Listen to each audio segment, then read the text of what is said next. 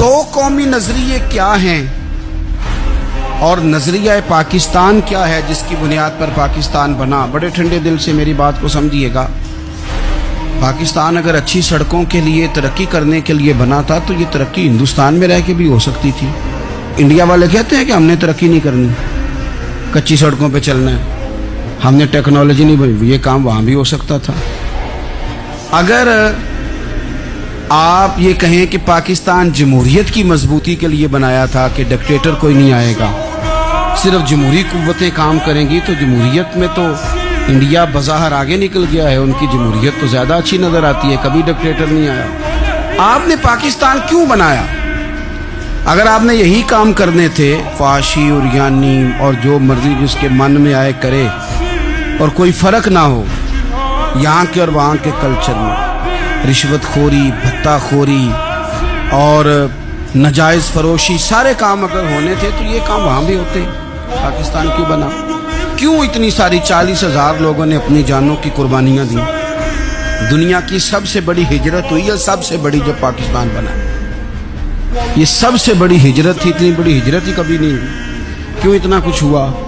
وہ اس لیے ہوا کہ ہمیں بتایا گیا تھا کہ وہاں نہ سوشلزم، نہ وہاں خالی جمہوریت کا راگ الاپا جائے گا، بلکہ ایک بلند نعرہ لگایا گیا تھا۔ نعرہ کیا تھا؟ پاکستان کا مطلب کیا؟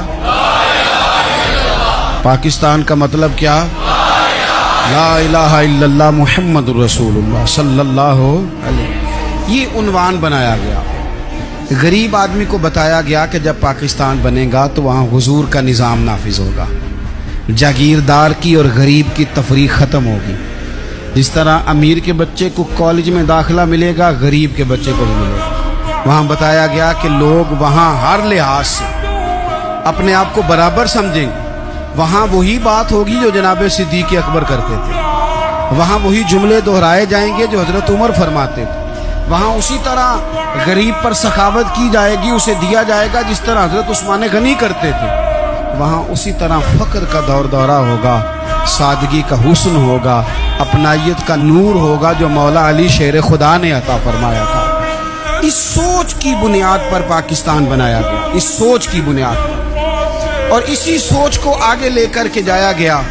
کوئی سیاسی پارٹی اب یہ بات نہیں کرتی۔ دو قومی نظریے کا معنی یہ تھا کہ ہندو الگ قوم ہے، مسلمان ایک الگ قوم ہے، ان کا رہنا سہنا، اٹھنا بیٹھنا، کھانا پینا الگ ہے، ہمارا اٹھنا بیٹھنا، کھانا پینا، سارے معاملات الگ ہیں، تہذیب و تمدن الگ ہے، لہذا ہمیں الگ سے خطہ چاہیے جہاں ہم اسلامی نظریات کے مطابق آزاد ہو کے اپنا وقت گزار سکیں۔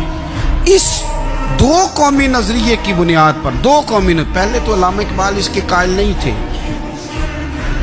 علامہ اقبال کا پہلے خیال یہ تھا کہ سارے جہاں سے اچھا ہندوستان ہمارا، یہ اقبال نے لکھا تھا۔ پھر اقبال کہتے ہیں میری سوچ بدلی، اور پھر میں نے کہا کہ نہیں، خطوں کے زور پہ نہیں، آپ رنگ نسل کے زور پہ نہیں، بلکہ کہنے لگے کہ اپنی ملت پر قیاس اقوام مغرب سے نہ کر، خاص ہے ترکیب میں قوم رسول ہاشم۔